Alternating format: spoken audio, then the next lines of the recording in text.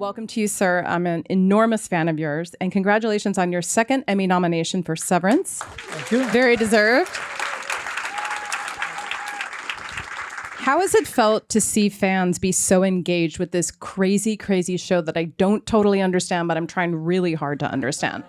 And it's Apple's biggest worldwide hit in terms of a series, which is so amazing. Well, I think it has to do with the conception of the show and the execution of it, and that Ben Stiller sort of leaves spaces between the people and within scenes. And I thought it was an original idea when I read it, and we have a good group of people, and you never know. But I thought, wow, this could be interesting, and to say the least. Well, because we all are kind of severed a little bit. We have to separate ourselves, our personal lives from our work lives, to our cleaning lives, to our responsibilities. And so it's an interesting concoction, and obviously, if you have the right people there, then you can see it's the same characters, but the characters are in reduced states. That's all. And so the guy who wrote the show, Dan Erickson, he had a lot of backstory for my character, and he gave me all this info, and I did all this research about it, and I found that really interesting. And then try to figure out, how much would bleed through, if you're in a reduced state, if you're like in second grade, Right. I was a substitute school teacher years ago in high school. It was in Catholic school, and then boys and girls in 5th and 6th grade. And so it's interesting when you're a teacher and you see different kinds of behavior at a certain level. And certainly in the tech era, I'm sure that's extremely common. Yeah, it is. So we will talk more about Severance in a moment, but I want to go back all the way to the beginning. Your life began, John. I'm not a natural birth. Right now. I went the wrong way. It's true. Well, either way, you ended up here. That's all that matters. You entered the world in Brooklyn, New York, correct? Yeah, that's where I was born. That's where you were born. Okay, great. Just want to fact check my details here. And how did it come to be that your family had settled in Brooklyn? What was their story? Well, my mother's from Brooklyn, but we lived mostly in Queens. I lived in Hollis. Run DMC's home neighborhood? Yeah, it was a real musical neighborhood. And we all lived, when we lived in Hollis, the first 6 years, we all lived in the same bedroom. My mother, my father, my older brother Ralph, and me, and so I think that probably set me on a certain trajectory. I don't know how my mother and father ever had another child in that room. They must really love you. Very much love you. But I mean, it is embarrassing at a certain age climbing into a crib when you can, walk and talk. So. And what did your parents do for work? My father was a builder. Okay. And my mother, she was a professional singer for a while with her brothers, but she was, she made dresses. She wanted to be her own dressmaker, but she usually worked, for people. And but she was a very, very creative person. And your father is from Italy? My father, yes. Okay. He came here during when they closed the gates, in 24. His mother was pregnant. His father was going back and forth. So they couldn't come here until he was like 6 years old. That's when he met his father, because his father was here for the first time. And he took the boat across, and then he wound up, in World War II, fighting, against, the country that he came from, too. Wow. Yeah. Wow, that's an amazing, very American story. Very American story. Very American. Yeah. And I have an Italian mom, so I half know what it's like to have an Italian family. But how would you characterize what it feels like to be part of an Italian family? Well, my mother had red hair. Okay, so she looked like more like Shirley MacLaine, And my mother's mother died in a sort of tragic way. I wrote a big article about it in the Washington Post. She had too many kids, and her sister talked her into, not having another child. and she had a botched, abortion, and that's how she died. That's so sad. I'm so sorry. And so my mother went to a home, and so my mother was raised by Irish nuns, and so she wasn't allowed to speak Sicilian or anything like that. So my mother had a very, what was the question?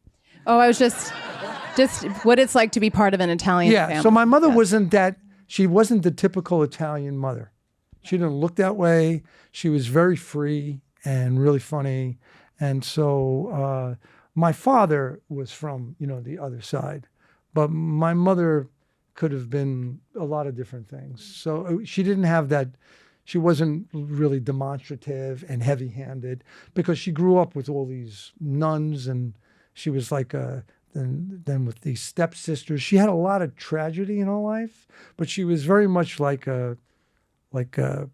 Shirley MacLaine in Sweet Charity or something like that. She was one of those, which is based on an Italian movie, Nights of Cabiria, but she had a real spunk to her, and so I never associated her with being, on top of me. She was very free, very free. Matter of fact, we have films of us, 8mm films, when my father would be in he was in the building line when he would be in a dark mood, which was frequent.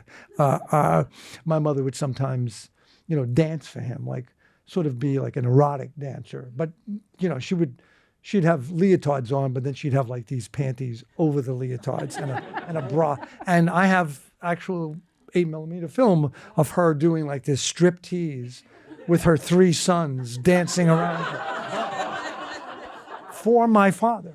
And my father would be sitting there like this, drinking the beer. And so my house,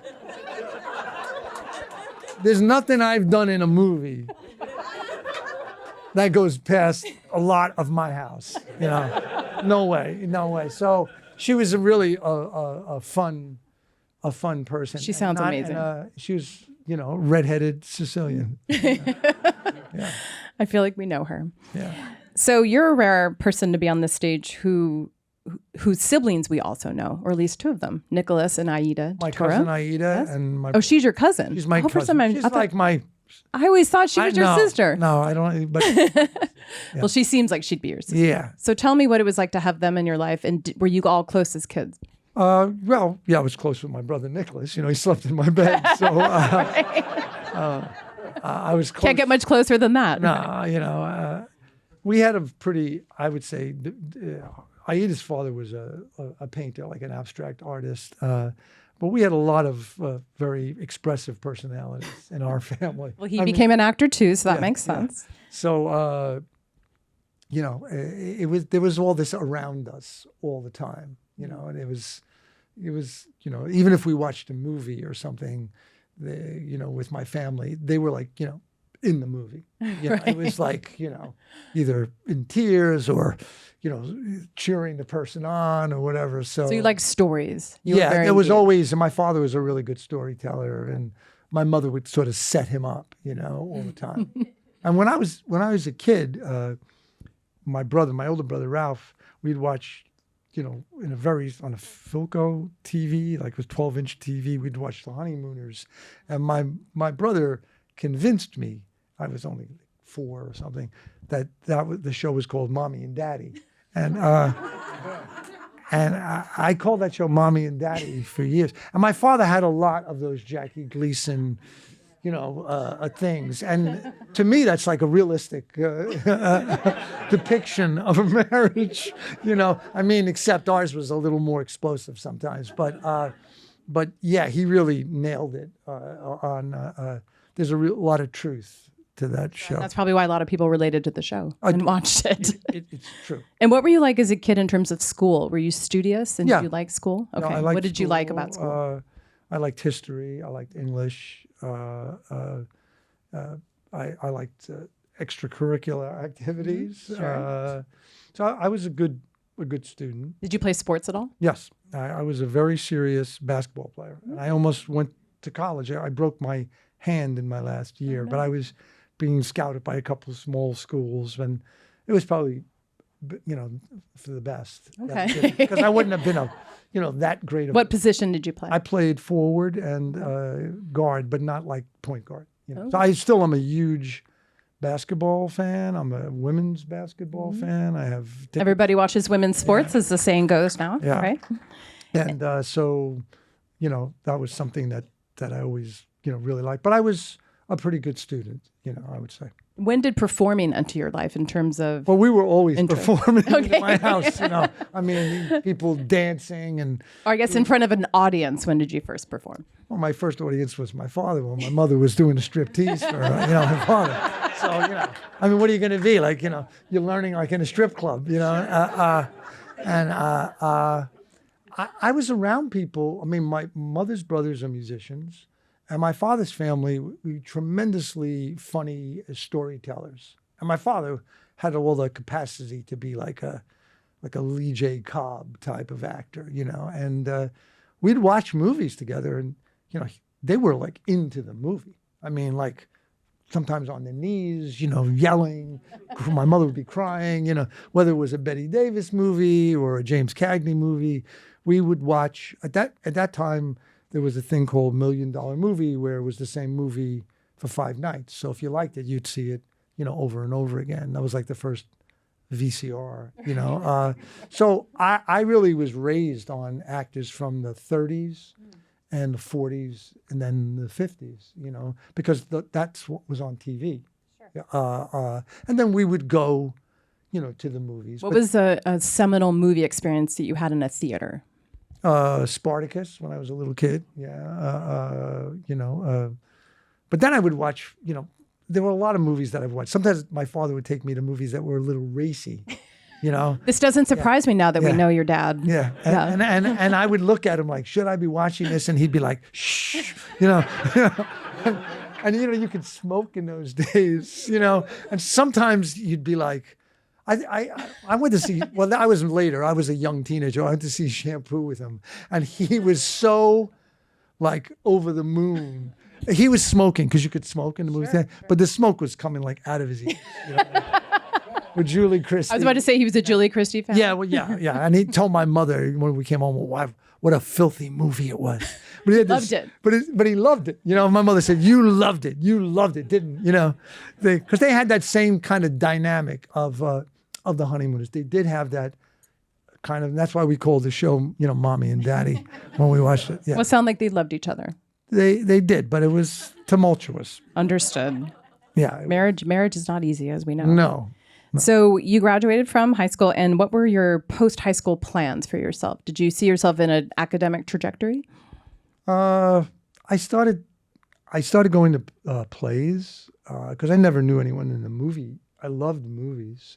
But I did see a bunch of plays in high school. I saw Ben Vereen on stage and Pippin, and I was really kind of just knocked out by the showmanship of Bob Fosse. And so I was interested. And so I auditioned for a couple of schools. I was, of course, my father wanted me to be a lawyer or a doctor or something, and because I was a decent student. And but I knew that it was something that I was really interested in. But I was very raw at the time. And then I went to SUNY New Paltz, which happened to have a lot of really good teachers from New York. And I didn't get into NYU. I was on the waiting list. And I couldn't really afford it at that time. And I had done some shows in high school. And I used to do a lot of impressions and entertain everybody. But, it was a way of doing like scenes from movies. Who was your favorite impression back then? Well, I used to do Burt Lancaster a lot. You know what I mean? Burt Lancaster. You know what I mean?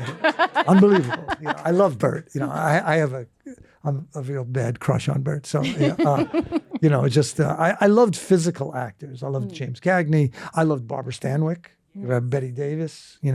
I still love. Like recently, I got to see a few years ago The Lady Eve with Barbara Stanwyck and Henry Fonda, and it's larger than life performer. It's such a great. Yeah. I mean, it hasn't been topped. I mean, it's. Well, you're close. Some of your performances are pretty out there, John. I wish I was in a movie with Barbara Stanwyck. I'll tell you right now. But some of these actors, I loved so much. Edward G. Robinson, and I just, they transported me. And I used to, work at a supermarket, and I used to go to this place called Stephen Sally's, where you could get an 8x10 glossy of like an old movie. And I used to, collect them when I was a kid, because I had sports figures too. But, those old movies and those actors, they all come from the stage or vaudeville, or they're dancers. And I love the physicality of it all, because I like movement. So I do. We see that in your work, absolutely. And you went to graduate school.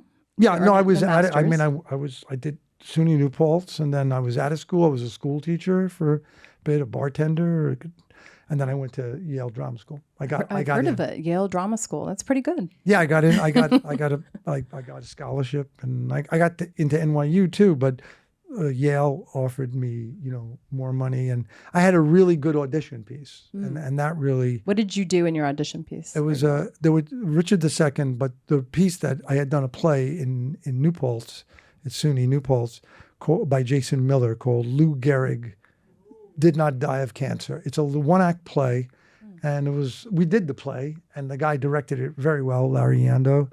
And there was a great monologue in there with a guy holding a baseball, talking about how his father never showed him any affection, but he loved Lou Gehrig, and it was all about. It was a beautiful speech, and it was whenever I did it, everyone loved it, and it was very simple.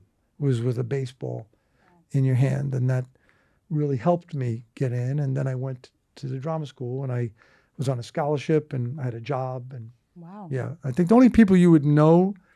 I mean, from my class would have been Charles Dutton and Angela Bassett. They were my next door neighbors too, and we were in a lot of plays together. A lot of plays. What were they like in school? Well, Angie was young and she was inexperienced. Charles was he was really formidable. Wow, this is of course he played Rock on TV for those who don't know him by name. Amazing actors, both of them. Yeah, and so he was.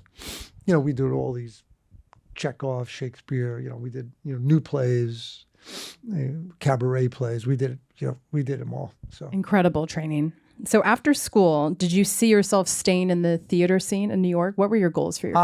After school, Lloyd Richards ran the Yale Drama School, and he brought me in. They have the O'Neill Theater Center where they develop new plays, and Lloyd saw that I think I won some award like hardest working outstanding student or something, and they gave you $200. It was big thrill for me, and so he brought me in to audition for the O'Neill Theater Center, and I got in.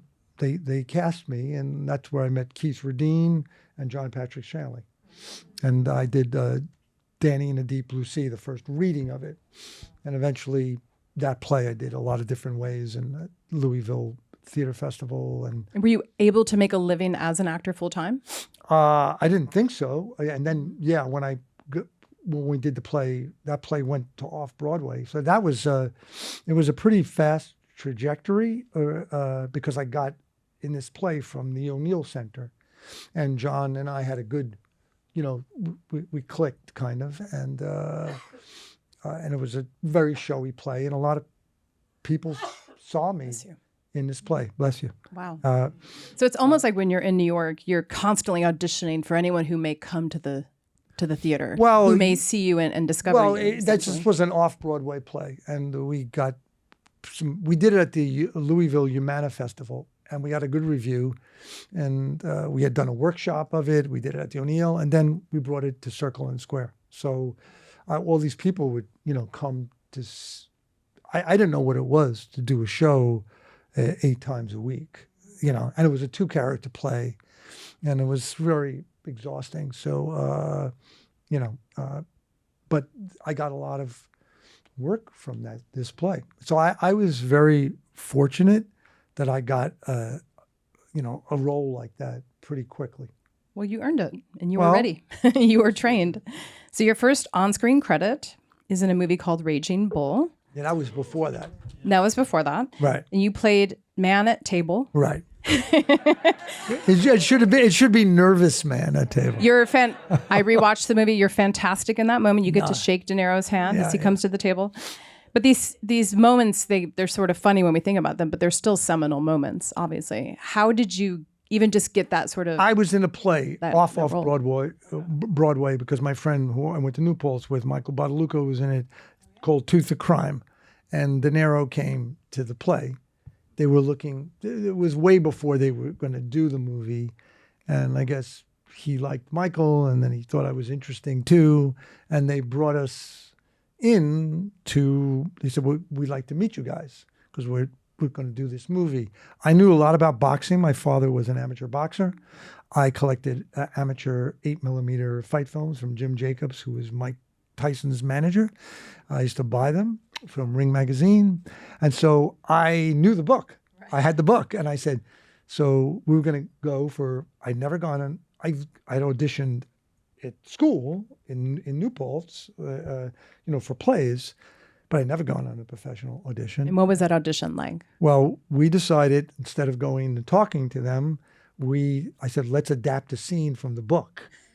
And so we adapted a scene, we rehearsed it, we did it swimming, we did it running, we did it boxing, we did it a million different ways. So then we said, okay, you're going to go in first. So what happens if they don't let us do it? So Michael was all like, wow, we'll force them to do it. We'll hold them hostage. Now, these were the casting directors for the movie? No, it was for Sis Corman, Robert De Niro. Okay, so it was actually for De Martin Niro. Scorsese. and they had made Mean Streets and Taxi Driver by then. Right. So this was pretty gutsy of you guys. Yeah. So I was like, what if they say no? They say, well, we'll shut the door. We'll hold them hostage. Michael was really like, I was like, I'm Michael. I said, you got to be careful. I was watching my life. Anyway, Michael went in there, and then they talked to him, and then they brought me in, and they talked to me. And they said, and Marty was nervous. He was very nervous. He kept saying, like, so you guys have, you have a scene? You have a scene? You have a scene? Like that, you got a scene. And De Niro was like, yeah. Let him do the scene. Let him do it. So they said, we don't have a script. He kept saying, I said, I know, but we adapted it from the book. So I had never been on a You probably knew the source material better than they did. Well, I knew the source material. So we moved the table, all of us together, all four of us. It was a glass table, and we had to pick it up, and Marty was going, props, and so we did the scene, and we were this close, like you were Marty, and I was me and Michael, and they were really, I guess they were taken by our chutzpah, we had like 1940s jackets on. I was like, I didn't have a resume, I had nothing, so, and they were like, Bob was really smiling a lot, and they kept bringing us back. We were too young to be opposite of him, but they kept bringing us back into Marty's apartment, Sis Corman, and I must have had like 5 callbacks or something, and then finally they called my house, and my father answered the phone or something, and she said, this is Sis Corman, and we have something. My father was all excited, he called me up, and he was like, oh my God, and I said, well, maybe I don't even have a line, but he knew Scorsese's work, and he was a fan. He was my father loved movies, loved them, and so then we did this. We both had these. I had one line like, "Hey Jake, how you doing?" I was so nervous. But that guy would have been nervous in real life. So I know. I was really nervous. And Bob De Niro made them change my tie. He didn't like my tie, and I was like, it was like. Does it feel like a dream now when you think about it? Yeah, and Bob always, I've become friends with him over the years. He's worked with him a bunch of times, and he always remembers that. He's told people that story. He didn't know that we were going to probably like hold them hostage if they wouldn't give us the audition, because sounds like the king of comedy. No, it was like, well, Michael Badalucco was more like king of comedy than I was. I was like, let's not do that. That's not going to be a good thing to do. And but those things. Don't be afraid to be a little out there, I think this is what I'm gleaning from this story. It was good to be that we had something to show them from from the book, and I'm a big boxing fan, so anyway, And what did and then you- I've worked with, them over the years, and Marty's been introduced me to lots of people. And I mean, it was just. What was it like to watch him direct? What did you learn just watching? Because it's a huge, I don't know if you remember the scene, but it's a giant event space. It's like a party, tons of tables. So it's kind of a lot of action going on. There's a lot of action going on. All I know is that I was having an out-of-body experience, because I was like, what am I doing being in a movie? This guy is like one of my, there were certain actors like I loved when I was a kid, but when I saw like Dustin Hoffman, I was like, oh shit. I was like, this guy looks like someone in my family. Like, maybe I could be in that. You didn't see a lot of actors of color. You didn't see a lot of dark actors. You just didn't see it. So when you saw someone, it sort of opened. Who didn't look, quote, like a Hollywood actor. No, right. So, And Robert Duvall in that same camp. And so that was they made just gigantic impression on you. And so it was really like a thrill to just, meet them, and I knew a lot about boxing because my dad was an amateur boxer. So it's interesting. All those varied interests that you had helped you in this. So become very well read, watch a lot of stuff is really great for any job, because you never know when it's going to come in handy. You never know what's going to happen. So, and when I did the play, when I did Danny in the Deep Blue Sea, that first play with John Patrick Shanley, Bob came, or De Niro, he came to see the play. I didn't know he was in the audience, thank God. So a lot of people came to see the play, but he always kept track of me. Oh, so that was really. The New York guys got to stick together. Yeah, well, he was really, So after that movie, you did a whole bunch of work in the 80s, Desperately Seeking Susan, very funny part, Hannah and Her Sisters with Woody Allen. And then you got to work with Scorsese again in Color of Money. Right. And of course, you got to work with Paul Newman. So I want to know what. That was hard. He was just so good looking. Even as an older Paul with the mustache, he was still dashing. He was very dashing. really, and we had a lot of rehearsals. You play a pool hustler opposite. Yeah. But I had a small part, but then I had to do all the other roles in rehearsal because Marty he filmed on a video camera because Paul Newman wanted to rehearse the whole thing that way, like a play. So it was just like 5 of us, and I played a lot of the other parts besides my own part and learning to play pool. And did you play pool before this? Not that much, no.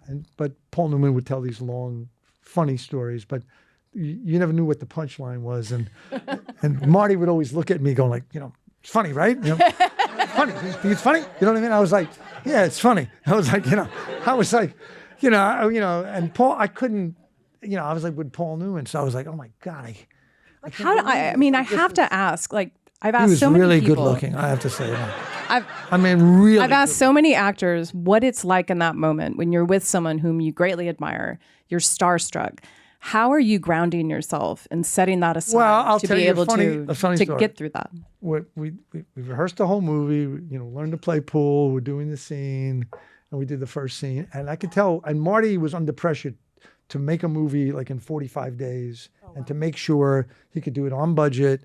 And so we were shooting, and I lose the match to Paul Newman, and Tom Cruise is there, and then I put my coat on, and we have a scene, and I guess I must have been nervous, so I must have I didn't put my coat on so smoothly, you know what I mean? And Marty came up to me and said, John, it's great. It was like fantastic. Because he wanted to do everything in like a couple takes because he was known to take too much time. So he said, but the next take you do, because I just want you to do me a favor, because just put your coat on. And I said, I'll put my coat on. I said, I'm nervous. I got to be honest. I said, even though we were rehearsing, every time I look at him, I see like all these movies going through my mind. You know what I mean? And Scorsese goes, you think you're nervous? He goes, I see the Silver Chalice. I see Sweet Charity. I see, Sweet Bird of Youth. I see The Hustler. I see this. I see that. I said, yeah, so do I. I said, but I'm looking at him in the scene. So he goes, all right. He goes, okay. He goes, He says, we got to get together here. He goes, I said, I got you. So then I did it, and I was much more relaxed. But so we laughed. So you helped each other, and oh my God, I was dying laughing because he was telling me how nervous he was. So, and I was like, because you're looking at someone. I grew up looking at this guy's face. Imagine people in the audience feel the same way about you right now, John. No. You do, right? No. I'm serious. No, that's a whole different thing for me. No. You're our Paul Newman, John Turturro. No. Paul Newman is Paul Newman. So, then I got to work with Robert Redford and Paul Newman together. I was like, this is too much. This is too much. You know what I mean? It's too much. And so it was really helpful. And Paul Newman was very, very What did you learn about acting from him? He told me we were doing a scene one day, and he said, come to my trailer and we'll have popcorn and this and that. And he was telling me that, it's taken me 25 years, he said, to relax on film. He said, I was always working too hard, always working, always trying. I said, well, I liked a lot of things that you did. So he said, yeah, but I was working really hard. And he said, to just let go with that. And he took a liking to me. And I did some charity events with him and things like that. And my wife worked with him in a movie too. And he just was a really lovely guy. And then he was going to be, when I did Quiz Show a couple years later, Redford wanted him to be in Quiz Show, but he didn't do it. But and Paul's only Oscar he won was for Color of Money for support. Yeah, it was sort of a retroactive one, right? Of whatever. But him and Marty, it was funny to see Marty. Well, he's a nervous guy anyway. Yeah, he's nervous to begin. Yeah, we know this about him. So, but for him to be around a hero, obviously, he had the same. He was very nervous in those days because I think he used to. Sure. Yeah. But he would tuck his shirt. It was the 80s, guys. Yeah. It was fun times. All those directors, everyone had white noses. So it was like, except not you, John. You were well behaved. No. So you ended up doing a movie with John Patrick Shanley and Tony Bill called Five Corners, which is a really wonderful movie in 1987. If you haven't seen it, check it out. Right. Tim Robbins, Jodie Foster. And this was the role that got you noticed by Spike Lee. Yeah. And of course, Spike cast you in Do the Right Thing, which came out in 1989. Right. Still a masterpiece. I rewatched it yesterday. It's just sadly still so current and so much of a gut punch. And you would go on to work with Spike 9 times. Right. Mo Better Blues, Jungle Fever. Anthony Quinn played your dad, my God. Clockers, Girl 6, He Got Game, Summer of Sam. And you played the dog's voice in that, correct? Yeah, yes. He had to have me in the movie. A very odd scene, but really wonderful. She Hate Me and The Miracle at Santa Ana. Right. So in talking about Do the Right Thing, what is the first thing you remember talking about with Spike? I remember receiving the script. I was doing a movie with Dennis Hopper, Backtrack. I was in Venice, and I saw it was from Studio Duplicating. They had leather covers. It was on 44th Street, and I remember reading it, and I thought, I grew up in basically a black neighborhood, and Spike felt very familiar. To Spike grew up in an Italian neighborhood, so when I read the script, I was like, oh man, this is, and I knew all different kinds of people. My father grew up in Jamaica, and he grew up in basically an Italian and a black neighborhood, even Jamaica, Queens, and he and my father actually, could pass, easily. When I met Ossie Davis, I said, you kind of look like my father. I said, except you're a little darker than him, But I thought it was about a lot of things that I, had experienced. All my friends, my best friend growing up was black. The kid who was the bully was black. The nerd guy was black. I didn't have any white friends until I moved to a more white neighborhood, and then everyone thought I was like Puerto Rican. So, and I have Spanish in me. So, sure. And I'm so curious. The movie has such a dreamlike and beautiful tone that what did it feel like on the page? Well, on the page, did it come to life when you were reading it? It was very. It had a propulsion on the page, and then when I met Spike, he asked me, "Who do you want to play?" And I said, I want you to be in the movie. I saw Five Corners, and I said I'd rather play, the racist guy because I think that's what the movie's about, and these are real people, And this so is Pino who runs the pizzeria with his dad, Danny Aiello. So we had a long rehearsal process. We got to know everybody, and Ossie Davis was on it, and Ruby Dee. It was like doing a theater piece. We were there every day, even if we were in the background. Were you in Bed-Stuy the entire time? We were in Bed-Stuy. It was one block. We took it over. It was the Brothers of Islam ran the security, and I drove to work. I drove other people to work, and but it was like something from my mom. My dad had passed away by then, but my mom came to the set, watched scenes, with my brother Nicholas, and it was. We all went to dailies together at Long Island University. All 150 of us. And every day he would screen footage for you? Every day. The whole, including craft service. Wow. And people would watch. So these scenes that I had when I was saying all this, at first when I rehearsed it, I would be really quiet and Spike would say, you got to speak up. I said, I'm going to speak up. Was it hard to say that? Yeah, I was not, easy. And then once I got comfortable with him and Ernest Dickerson and Wynn Thomas, who was the production designer, and Ruth Carter, then I started telling them things that they didn't know, and I brought in all those pictures to put up on the wall. The Wall of Fame. Yeah, it was. Then Spike wanted me to add things, then we started getting really relaxed. But when we would watch it, to people who had never seen dailies, they were really. Some people were really upset. Jarred. There was a woman on the craft service. She wouldn't talk to me. She told me one day. She just said, "I hate you, man." She said, "I hate you so much." And I said, I'm playing the character that Spike. And she was black. So yeah, well, everybody was black on the set, basically, because that's what he the neighborhood. He made it. Right. No, he fought to have a lot of people of color on the crew and on the set. And so then I told Spike, I said, could you talk to her and tell her? And he was laughing and he said, I'm not telling her shit, man. He said, I said, you got to put me on the cover of Ebony, man. You got to put your arm around me. I said, you got to save my ass over here. I said, I take the subways, dude, man, But, when you see it 5 times in a row, she told me, she said, I hate you, man. So she never gave me water on the set. So, but even in that hot weather, it's so hot. That wasn't because there was an openness to that set. And there was a real, I don't know, there was such a great energy. And I knew what it was about. I lived through a lot of these things. I was bussed out to schools and, we just, really bonded because I would tell him things that he didn't even know. I would say, we have to put that in.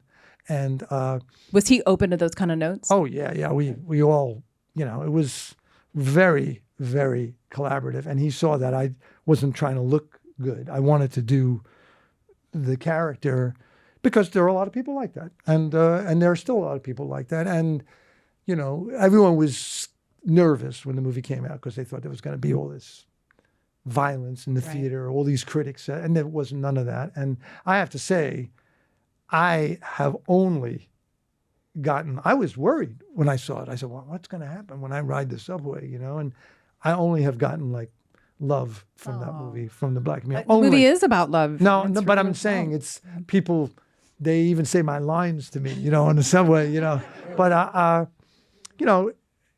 I have a very close. We're born 3 weeks apart, and you and Spike. Yeah, and so I've always been somewhat protective of him because he's been attacked by a lot of people over the years, and sometimes maybe he said provocative things or whatever. But I know what kind of person he is. You know what I mean? I know how he's been with my mom, and I know his family. So it's like a family person for me. And it's like someone I grew up with, basically. Well, you came of age as artists at the same time. Yeah, well, we grew up. We have all the same references. You know what I mean? It's so it's so great. He's someone that I really, care about. Love Spike. I'm so happy you had that experience. It's really remarkable. So on to one of your other great prolific collaborations with the Coen brothers, Miller's Crossing in 1990. There's just so many amazing movies in your career, John. It's overwhelming. And you played Bernie Birnbaum, who almost met his demise in the woods, but didn't. You have this great scene with Gabriel Byrne. Where was this shot? It's very dense forest. It was Where in this? outside of, we was shooting in New Orleans. Oh, it was so New it was Orleans. outside, yeah. Okay. And it was, the weather was pretty warm, except that day was like 13 degrees. It looked very cold. It was Yes. freezing. It looked very cold. It was freezing. And a scene like that requires a lot of logistics and planning. Was there a lot of rehearsal in this movie, especially for a moment? Well, I did a lot of research, before, because they told me, what they wanted me to play. And I looked at all these pictures of Leopold and Loeb. Right. And I had my accountant, who's a very honest person, but who speaks Yiddish. I had him do the entire part for me in Yiddish. Really? All the lines, and then do them, just not act them, and then say them. And I used a lot of his laugh and his physicality. He's a very small guy. And He's still around. yeah, he's wow. a very close friend of mine, Abe. That's amazing. And so we rehearsed a little bit, because we lost someone in rehearsal, and then Albert Finney had to come in to replace that person. He's so great. And then when we did it, it was just it was really cold, and we had done the first scene, the first thing, and it was. I had an experience when I was young. I had plenty of fights and stuff like that, but I had a gun pulled on me once, and I remember, how I felt and stuff like that. And I was like, I have to really keep that in mind, that feeling of, you'll do anything to talk your way out of it. You know what I mean? Saying, hey, listen, I didn't mean to scare you and this and that. And that was very, helpful. But it was hard to do that, because basically you have to try to convince the person, not to pull a trigger. And if you've been around real violence, most people try to get out of the situation. They don't try to, elevate the situation. So we did it, and it just so happened I was able to go into this imaginary circumstance, which you could draw on from your own life and stuff a little bit, and they're really good filmmakers, and Yes. so I wasn't afraid to humiliate myself, because I felt like that's the character will do anything, not to be killed. And what is this? Was Joel directing, correct? Yeah, I mean, Ethan's always there. Sure. They biting the co-write, straw. Joel Yeah. and then Ethan produces. Yeah. Ethan's always like, yeah. But what are they like? I feel like we know them. We think we know them so well from their work. But what are they actually like on set in terms of the types of notes they're giving? Are they super hands-on? Are they letting you do your thing? What's their Well, vibe? they let me do my thing. They do everything so well. The shots, the writing. Then there's something you want to give them to surprise them a little bit. And I felt like, if this scene's going to work, you have to see someone do anything to survive. Well, it's also in such stark contrast to Gabriel's character, who's sort of like a statue, not saying anything, very Right. cold, motionless. So your character has to be. Well, it doesn't. Fighting for it his depends what you do. You have to keep taking different tacks, to try to get through to the person to say, "Hey, don't shoot me." You know what I mean? And in real life, unless you're really a stoic person, you know what I mean? They had written something for me, and I wanted to give them, to earn their trust. They had seen me do a lot of things on stage, and so because I knew Fran from Yale Drama School, and but it was really a fun character, and I put a lot into it. I only have 4 scenes in the movie, but people talk about me a lot in the movie. So They were big scenes. yeah. And they obviously liked working with you, and you made them very happy because they wrote Barton Fink with you in mind. Right. Yes. Amazing movie, 1991. Again, directed by Joel and written by Joel and Ethan, but again, a group effort. And for those who have forgotten or haven't seen the film, you play a Jewish New York playwright who goes to LA to, quote, write for the pictures, and it doesn't go so well, Right. to say the least. And your friend Steve Buscemi's in the movie, playing the hotel clerk, and John Goodman, with whom you'd collaborate over and over again. Tony Shalhoub. Tony Shalhoub. Michael Oh, Warner. we'll get to Tony in a minute when we talk about Monk. Oh, he's my favorite. So Was this your first lead role with really you at the center of? I think I done a movie, Men of Respect, before Okay. that, and so it was. This felt like biggest part. Yeah. This felt your biggest sort of showpiece for yourself. Well, yeah, they wrote it in the middle of Miller's Crossing because they had writer's block. So So The movie is an ode to writer's block, but it's also essentially an ode to the terror of writing. Yeah, that's right. So I know a little bit about writing because I've liked to write things, and I've read a lot about writers. So I had a lot of time to prepare. They told me in advance, and once again, you know, it was a big experience. My wife was pregnant. We moved out there, you know, out here, and you know, I knew a lot of those movie references too, and we did a lot of research. I read a lot of books about it, and you know, and then I grew my hair. You know, it was a very creative. For a month, I rehearsed it just with Joel and Ethan. You know what I mean? And then I would rehearse on weekends with everybody else. But I know a lot about the group theater. I've read a lot about it, and those actors who came out of the group theater. They also have these things. There was a documentary where they have their audition screen tests, and I definitely was inspired by some of them. You know what I mean? And there was talk of a sequel. Is that still Old Fink? Yeah, that's up to Joel and Ethan. You know, Old Fink. Yeah. I would love to know what Barton Fink is. Well, he wouldn't be around necessarily today in contemporary times, but well, yeah, maybe like a '70s version of him. Yeah, '70s version with like a big afro. He lives in Venice for sure. That's all. For I sure. Know. He totally lives in Venice. Sure. So you know, it was really a lot of fun to do all the research and everything. Was this all a set? It looked like It was mostly a set, Okay. and then we went on location a few Sure. times. But we had a one. That was the first movie they made with Roger Deakins, Right. and it was just a really creative, you know, fun and challenging, you know, experience. Sure. I think my hair was 10 centimeters at one time. Your hair is quite something to behold in that movie. Yeah. And of course, The Big Lebowski. You cannot not talk about it. 1998. Again, directed by Joel, written by Joel and Ethan, but family affair. And you played Jesus. How could we forget? So I have to ask about the purple jumpsuit.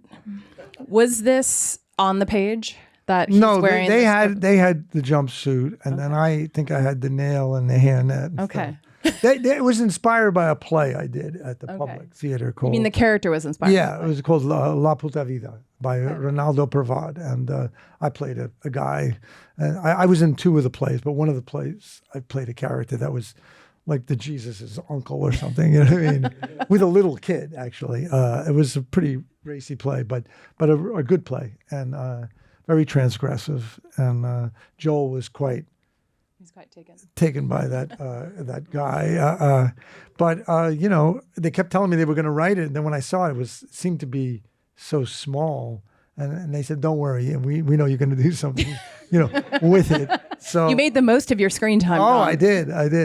Yeah. So So this movie, I would say, it wasn't like a huge box office hit. It really No, it wasn't at all. It wasn't at all. No, But not in this country, but in no, other places. absolutely, and it really has become like even more of a cult hit than I think any of us could have imagined. Oh my God! It's, On the page again, I'm always so amazed. You know, when you're reading this, is the tone of the movie of what we ended up seeing? Was it clear to you the insanity of this film when you know, guys a lot were of times making it? Joel and Ethan's scripts, sometimes it is clear, but it's not until it's embodied, you know, until you saw Jeff with John, and then you were like, oh, you know, and I see, you know, I mean, it's, you know, and I know the guys that they're kind of based on, you know, and my character is based on someone real too. So, but I just, you know, it just happened. It was one of those happening things, you know, and it was just, you know, one of those Jeff happening. is like one of those beautiful actors. You just like, he's such a giving actor. Yeah. And you just I can't imagine anyone else playing the dude No. besides Jeff. that's That's a role I'm sorry that I don't think you could play, no John. the dude is Jeff. The dude is Jeff. No, he's just like the Deuterino, man. You know, it took me years to really get the movie, but once I did get it, I was like, it's so. I know all didn't these- fully get it either. I on didn't first get it. viewing. I didn't get it. Yeah. But I know soldiers, guys who go to war, they carry the Big Lebowski with them. Really? They carry the Big Lebowski with them. Wow. Yeah, like all these guys who were in the wars, the Iraq wars, they have that. That's one of their things. This aggression will not stand, This man. aggression will not stand, man. No, Everything we man. need to know about life, we learn from the The dude. dude is, it's like it's really like a religious film. Yeah. It is a religious film in some ways. Yeah, I mean, he's a beautiful, but that was really, I really appreciate the other people in the movie too. It's just wonderful. Yeah. You know what's so interesting about the characters you've played? You have enjoyed more freedom to play other ethnicities than so many actors I can think of. To play Jewish characters, Latino characters, Italian characters, Right. which I think it's controversial in a way because I think there's sensitivities about this. But there's something about your approach to it where I feel like you're a New Yorker. So I thus think you can kind of play anybody. Does that make sense? I did Discovering Your Roots with Dr. Henry Louis Yes, Gates. yes. I have a very complicated background. Maybe that's why you feel comfortable in all I guess so. characters. I mean, he was telling me, how Middle Eastern I am, how Spanish I am.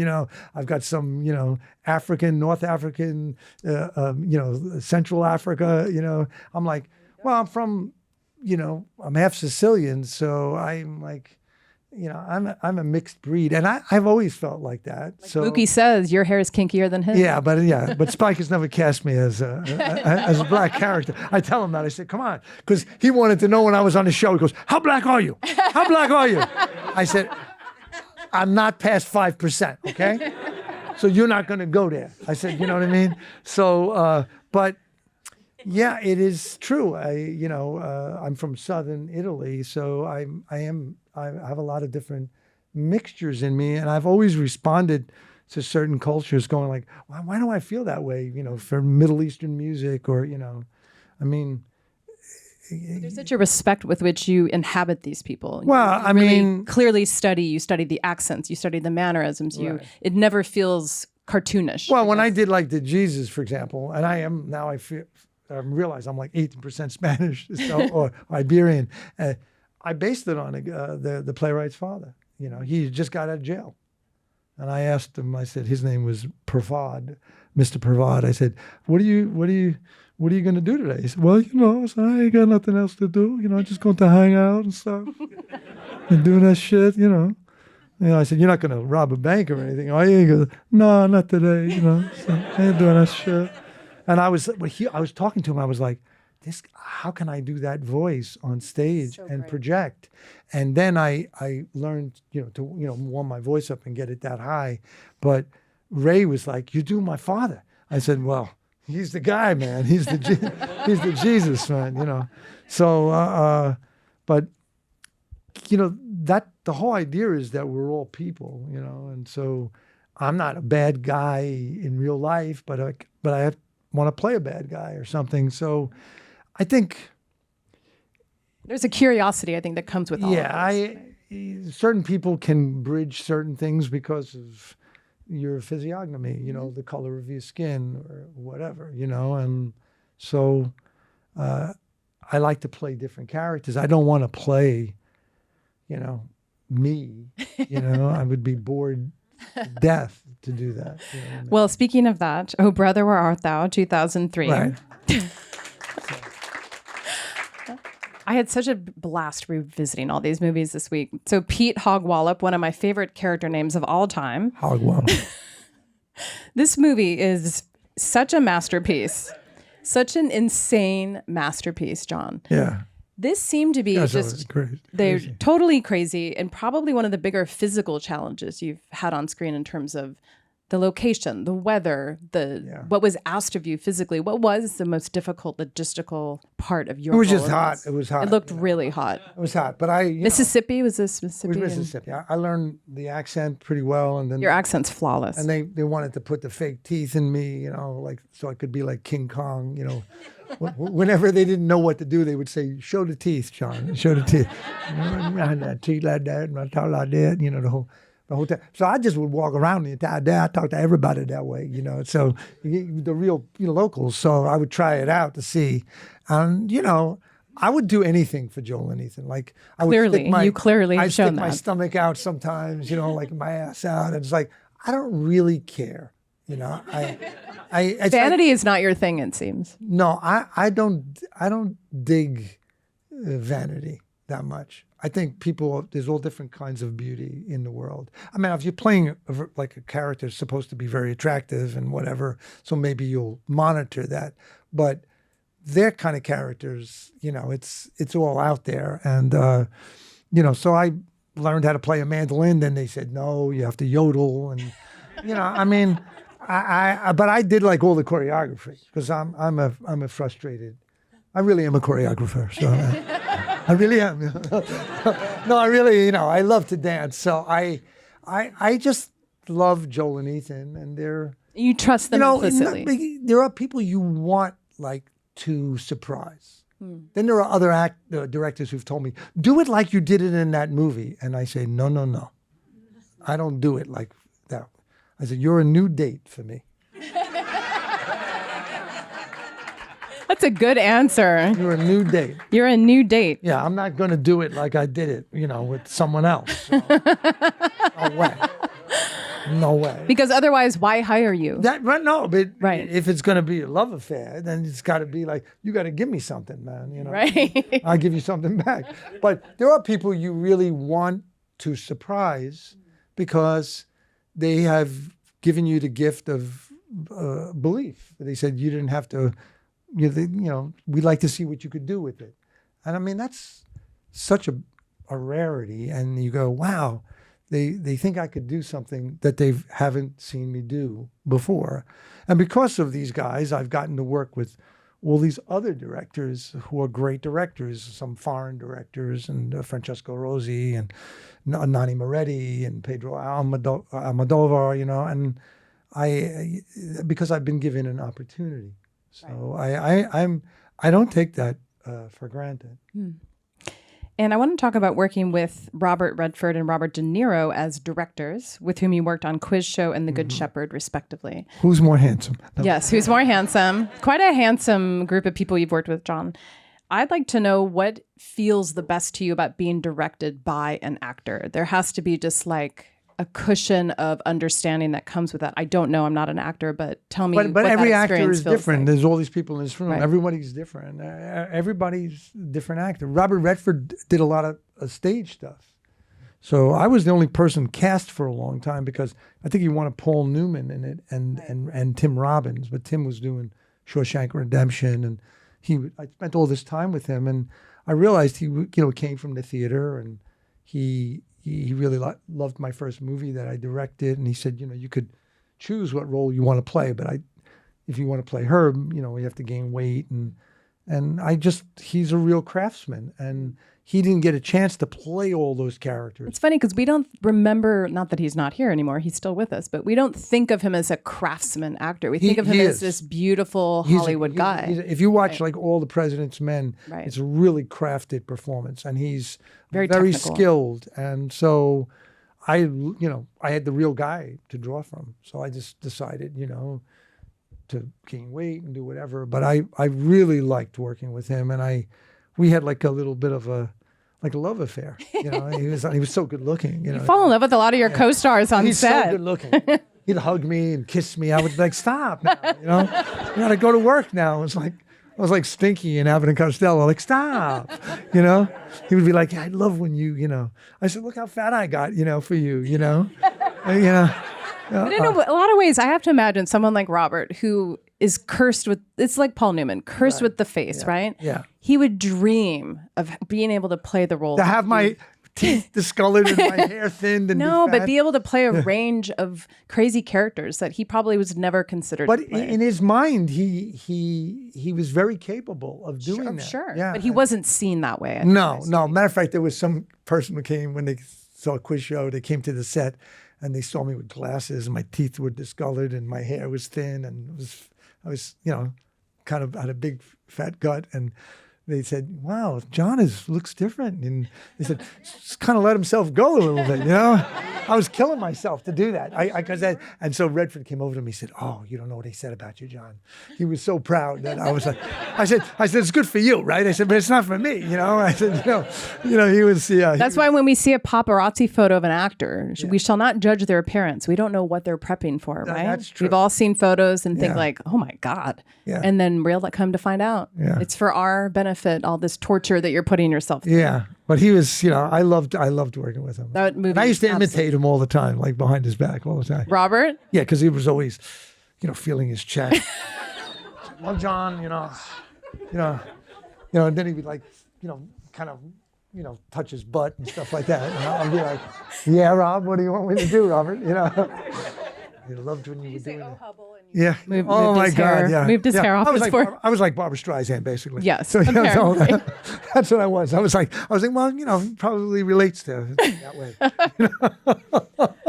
But I really, we had a wonderful, and I got sick doing the movie. I got shingles doing it because because I was not taking my care body of yourself. couldn't handle that. Ooh, that's not good. But anyway, it was. Well, we thank you for your service on that front. Yeah. And now I want to talk about Monk. Right. And your Emmy-winning role on Monk is Ambrose Monk, one of my favorite shows of all time, with Tony Shalhoub. And you had starred with Tony, of course, in Barton Fink. Barton Fink. I did Waiting for Godot with Tony. I've done a podcast. Two with of you Tony. are. I love Tony. Tony's a great actor, extraordinary, wonderful person, and Andre Belgrado was our teacher and directed us. Tony lived with me when we did Waiting for Godot. He lived in my house. Aww. So and what was his most annoying habit as a roommate? He always liked to. He's very he likes to clean. He's like Monk then. He's like Monk. Okay. He's like, who's he kidding? There's a reason he won numerous Emmys for that performance. Like John, or if someone missed a line, like Christopher Lloyd sometimes would. He'd be smoking pot or something like that. So he'd miss a line, and Tony would be in my ear because he's destroying the rhythm. And I was like, shut up, shut up, You sound just like him. He's destroying it, It's just because he's very symmetrical. You know what I mean? But I love Tony, and I always thought Tony was a great actor. He had just never gotten. He's like you too. He's also enjoyed this ethnic fluidity. Oh yeah. He's played Italians. Yeah, he's Lebanese, I think, in real life, correct? Yeah. But he's another person where I believe every person he plays. I never ever question it. Well, he's got that Middle Eastern type of thing. I'm just saying, it's a real gift to be able to inhabit so many different people. And he's, I've seen him do all kinds of things on stage. So he's a really, really wonderful, skilled, and talented and imaginative actor. And we've done a lot of things together. And how did I really love Tony's work. And how did it feel to stand on that stage and earn an Emmy for that role? Oh, it was, it's always good to be acknowledged, but then you don't be disappointed if you're not acknowledged. Right. There's lots of times you do, things that, that you think is going to net you some sort of attention. No, I don't know. I don't know about that. I mean, it's not sports. Yeah. It's not. You can only do the best you can do. And if we're doing a scene together, what happens between us is what's important, not just what you do or what I do. And I don't see it that way. I don't. It's not why I'm in it. I want to do the best I can do with what I'm given, but I also want to work with the other person and other people in it and push yourselves. And there are people that you see that you really admire, like De Niro or someone like that. I've worked with him a bunch of times, and he's like an investigative reporter. He loves to dig in, and when he directed me, I would be like, I've done it 15 different ways. Now, what do you want me to do? You know what I mean? So I don't mind doing it a lot for him, but he's like, he can't really explain himself sometimes. It's like it's not a natural skill for a lot of people. It does not translate immediately. There are lots of actor directors who hem and haw or are really sort of like, this is the way it is, and I like the more gentle. Well, I do want to talk about your directing career and celebrate 20 years of Romance and Cigarettes, which came out in 2005. If you haven't seen this movie, it's a wonderfully strange, charming, beautiful comedy musical. in very interesting tone, and I'll talk about that in a moment, but you had the opportunity to direct James Gandolfini. That's right. And this is the one movie I believe you've directed that you weren't in as an actor. No, is that true? I wasn't in it. Okay. And your friend Chris Walken and a whole incredible cast. Kate Winslet. Yes. Right. And Bobby Cannavale, another frequent collaborator of yours. Yeah. Susan Sarandon. And what was it like to be with Jim on set? And this was at the height of Sopranos. He was trying to probably do work that wasn't constantly associating him with the show. How did it feel to work with him? I mean, this was a long journey. I had started working on it when I was doing Barton Fink.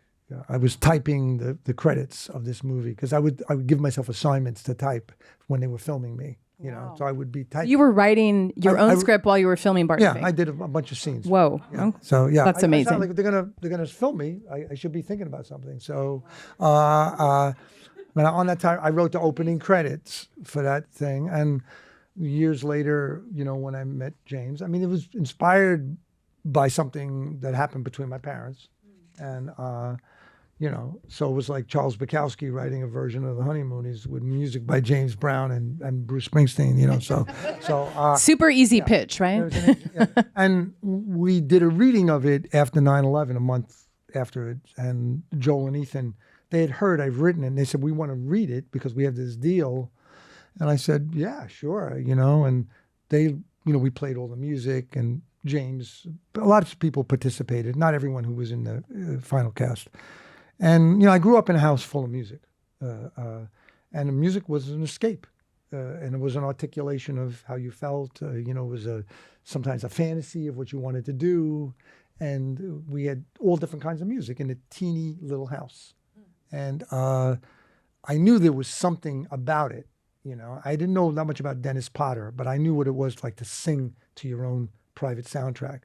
And James did the reading, and then he was going to do it, but then he got, The Sopranos went over, he got hurt, he got postponed, and I had to wait. But I thought he had the right, ability and the right material for that world, and I wanted to make, instead of us all being boys, it would be all girls. And so then he brought a lot of tenderness to the role. Well, he's fantastic. He grew up with sisters. So there was not a woman that he worked with that he didn't have great chemistry with.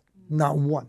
He just was, because I said something to him in some article. I said, well, he's really just a woman. It's like a big Italian woman in jeans. And he read about it in the paper, and he called me up. Did you say that about, he says, I'm with my friends on the Jersey Shore. Did you say that I was really a woman? Like, I said, yeah. And I said, and I say it again. I hung up on him. I said, you know what I mean? Yeah, it was like, he was. I mean, I say that in a great way. He has such a delicacy, to who he really was. It's such a tenderness of it. So when we finally did do it, and we got this amazing cast together, we had rehearsals. And I was like, how am I going to get these people to be uninhibited? Because this is like a bedroom musical. This is a musical that what you do in your bedroom, you put a record on it, when you're in your underwear, and you do all these things that nobody's ever going to see. And I said, I got to get them. So then I tried to give them some acting exercises, and James he panicked. He was like, you making us do acting exercises? I said, yeah. And I said, just pick a line and get up in front of the whole crew and just transform it. You could sing it, you could dance it, and keep changing the line. Do it as many ways. And so Mary Louise started, and she was nervous, but Kate Winslet was brilliant, and she did it like one line. She picked any line, and she transformed it like 50 different ways. And that broke the ice in the room. And so James was scared to do this in front of everyone. Oh yeah, he was nervous. Wow. And he loved music. He loved it. And then, once he got more relaxed, we had real firemen, we had real dancers. And so when I put them together, I was like, this is what I want. I want real firemen and real dancers. And those firemen, the most uninhibited people in the world.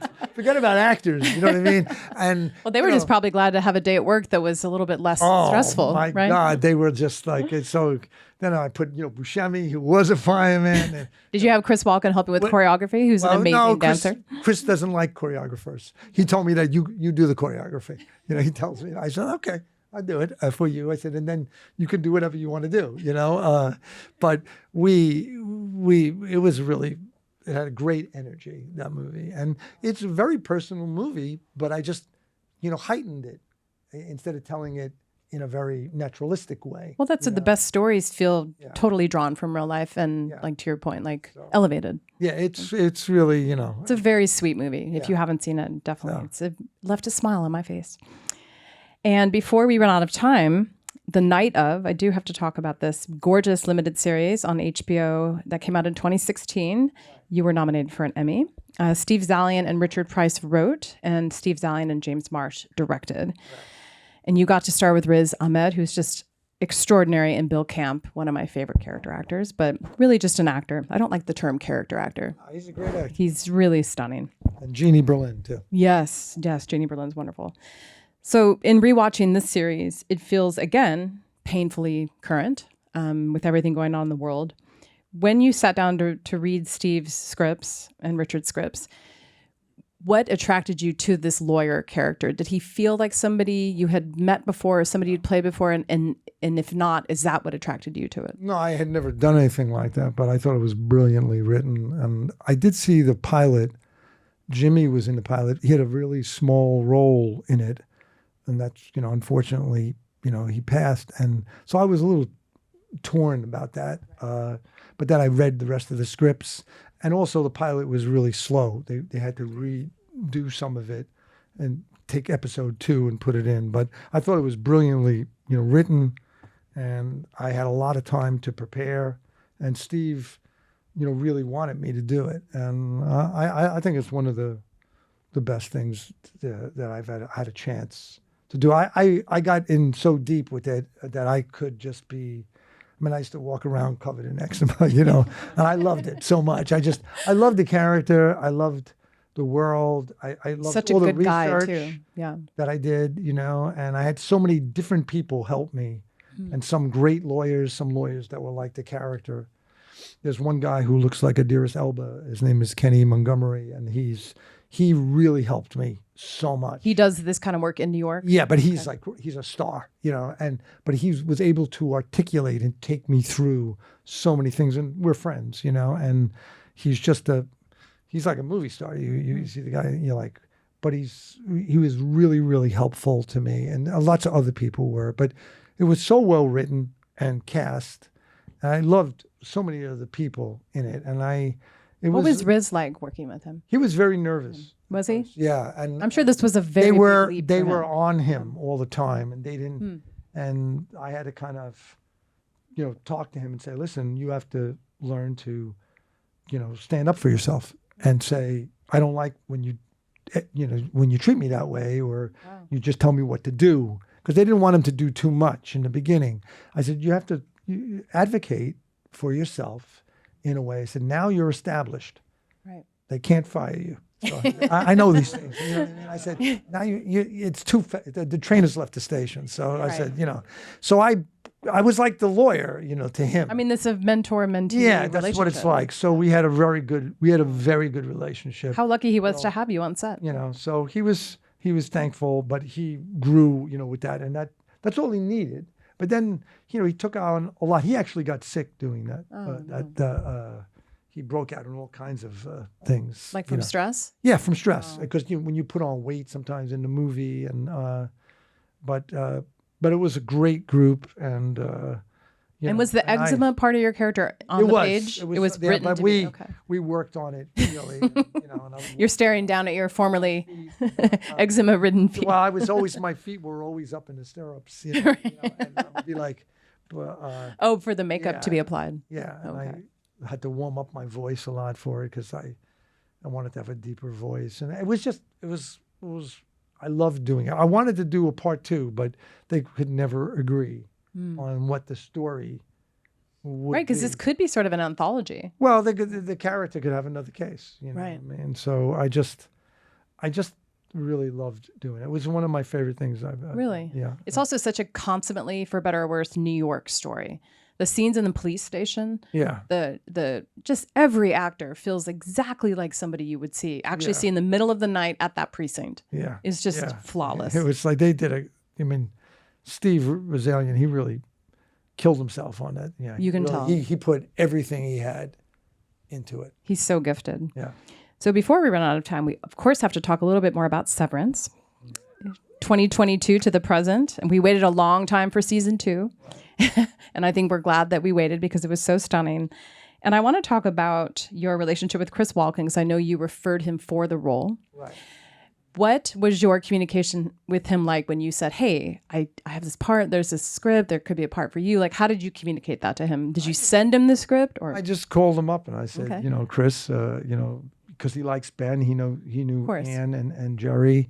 Oh. And he said, I said, I read this and he has a relationship with this guy. And I think he said, do I have to kiss you? You know what I mean? I was like, I said, yeah. So no, he said, yeah, I'm interested. So I'll read it.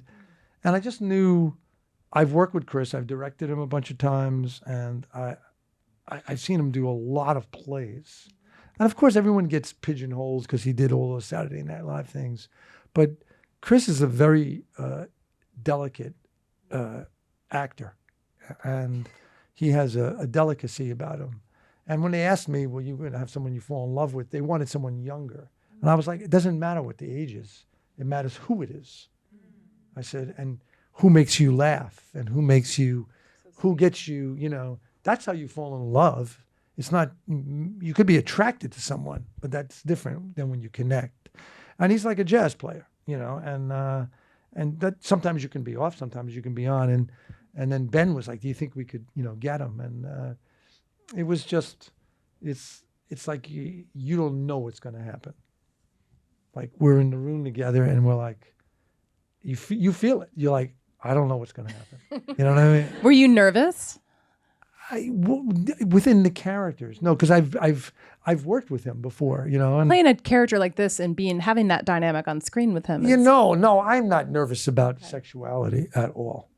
No, there's nothing that interests me, because it comes in all shapes and forms. Sure. You know what I mean?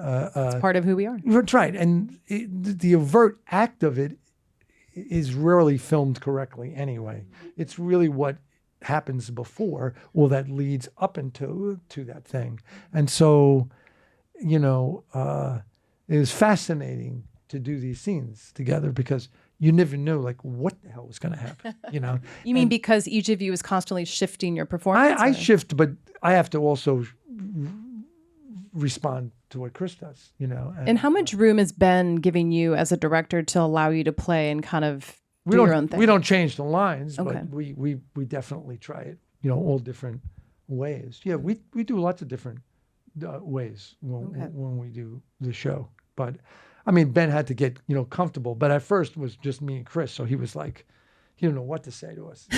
So, but I was like, I love the formality of that. And I also thought, wow, this would be so interesting if two men, one's younger than the other one, but they're not kids, and they connect.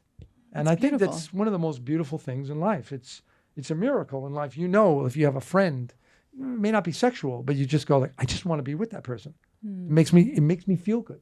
They make me laugh. They see me. I like the way they smell. I like their sense of humor. Like how you felt about Paul Newman on the set of Color of Money. That's too much. That's another league. No. I couldn't have a relationship with Paul Newman. No. I would have maybe with Joanne, but no, Paul Newman. But no, there are people that really get you get them, or you get the fragility of who they are. Because there's a lot of actors that are very guarded sometimes, and rightfully so. But Chris, we could just die laughing like we're in first grade. Just die, just over nothing. Just start, laughing. And, if I bring in food or banana bread, or he goes, let me taste that. I want to cook that, and it's just. He has a childlikeness about him. He does. Like the experience of a guy who's been in show business since he's 10 years old, and he's like a little kid. And that is a rare combination. That's a rare combination, because sometimes we just die, and sometimes the scene, it doesn't work, you Right. know? But that can help the next take or whatever. And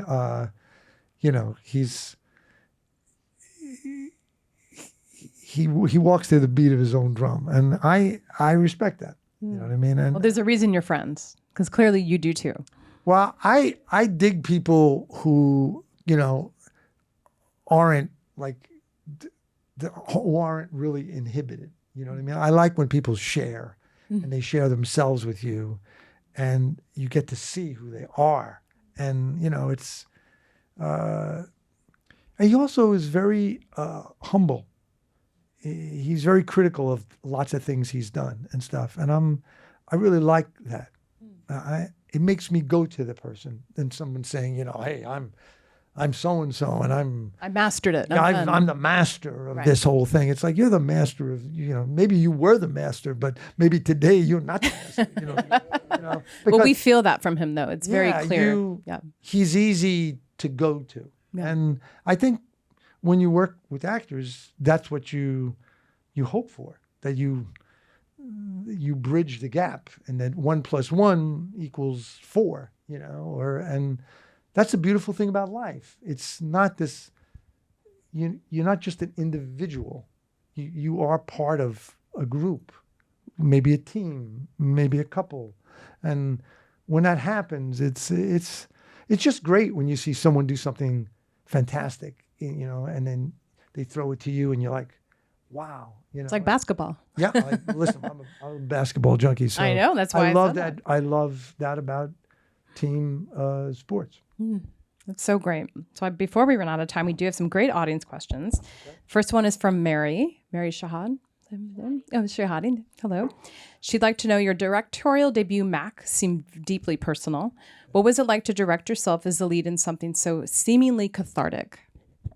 Well, it was based on my dad. So, I grew up in that world and his brothers and stuff. And I saw a lot of that, growing up.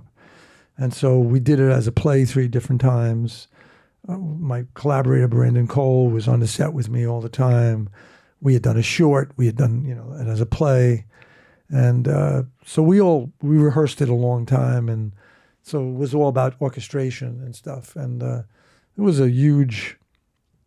we had a lot of days. In those days, we had, believe it or not, like 43 days to shoot that movie. And it was on film, and it was a, really big experience. My father had died, and it was that world. There's not many stories told about people who make dresses or build houses, who make things. It's usually about like a crime or something. And there's a lot of professions in the world that have really interesting stories. So I really wanted to tell at least one story about someone trying to build something. You know what I mean? At least one, and so it was very, personal about my father and his families and their flaws and all that stuff. But I think it resonated for lots of people, even women who are like work with their sisters in a different business. I got letters from and stuff, and each person had their own point of view. But for me, it was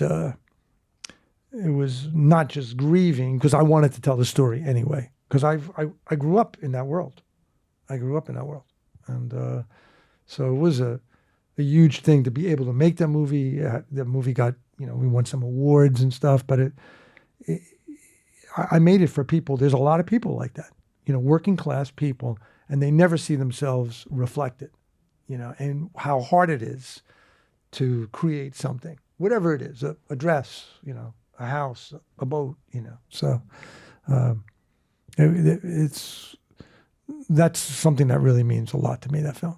I mean, I don't think I could ever do that now, you know what I mean? Because I look at it, I'm like, oh my God, I was, but I was really determined. And there were people, there were a lot of fights on that movie, even between, and I had a lot of women in the heads of departments between themselves. I was like, this has become like a construction site. I'm like, stop now, don't hit each other. You know what I mean? But a lot of raised, but that world, I grew up in that world. I saw, but people were really invested in it. And I think it's about, work, the value of work, and what you put into it. If you did something good, you maybe it's not acclaimed, but you said, this is a good piece of work I did. I made a great cake. I made a front door. What that is.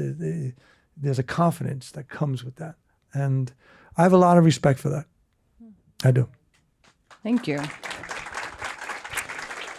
Next question's from Taylor Flowers. It's a great name, by the way, Taylor Flowers. Taylor would like to know if you could describe your process when approaching a new character. Do you have a favorite quote en route into that person, and has it changed over your career? I think it's always different. It's you never know what's going to be. It could be a physical thing. It could be something. You just don't know what that is. Someone could inspire you, on a street corner.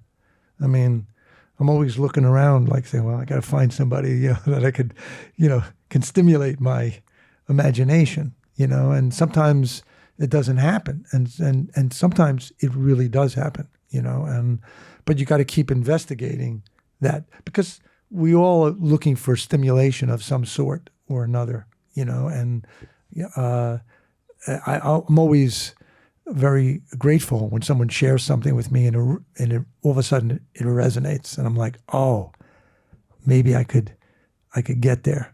And sometimes, you get close, and sometimes you miss, so it's true. But it's the investigation, the pursuit, that's what's interesting, to stimulate your childlike imagination, and then you can, break it down. So it could be a piece of music. It could be so many things. I'm fascinated by people, what makes someone tick. And I think all of us in this room, there's different things that make you tick. And that's it. You go, okay, and sometimes it's the other person that does it, for you. So. Thank you. And I love this question from Michael. In Severance, what was it like to see your face carved into melon? Listen, man. I'm people have done a lot of things with my faces, man. I mean, people have tattoos on their body of me as the Jesus in very, very intimate places. Butts, inner thighs. So melon was really not a big deal. I was like, then. I've been there, done that. Man. It's like, what am I going to do?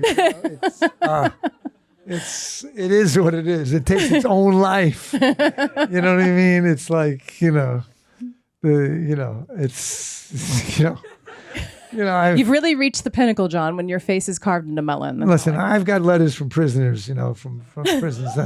People tell me, like, when they see me do certain things, they're like, I want you to do this to me. I was like, I said, they think they can talk to the Jesus. And like, let me tell you something, man. So, I mean, what can I say? We'll leave it at that, shall we? Yeah. And one more question, which is a nice closing question for tonight, and it's for Noemi. Am I saying that correctly? Hi, Noemi Gonzalez. Gonzalez. Sorry, the handwriting's a little okay. Trying to read these actors' handwritings. Okay, John. She would like to know, what advice would you give to the John Turturro who has just started acting, and does that say delegating? No, developing his career. What is it, young John? What advice would you give him? A young John, is it a woman, a man? Is it you? No, this John. This you. John, a young John? I would say, just keep developing your interest and don't worry about, how you look and everything like that. When I first started, I was very like, I wonder if, will I get a job? Will I get a job? You were self-conscious? I would like look in the mirror and I think, I don't know. Like, I don't wonder if I'm going to be an actor, it could be, but what's inside of you is what counts. And that's what's really the most beautiful part of people. Even if you are a beautiful, beautiful person, you have to have some sort of expression eventually. Without that, it's boring.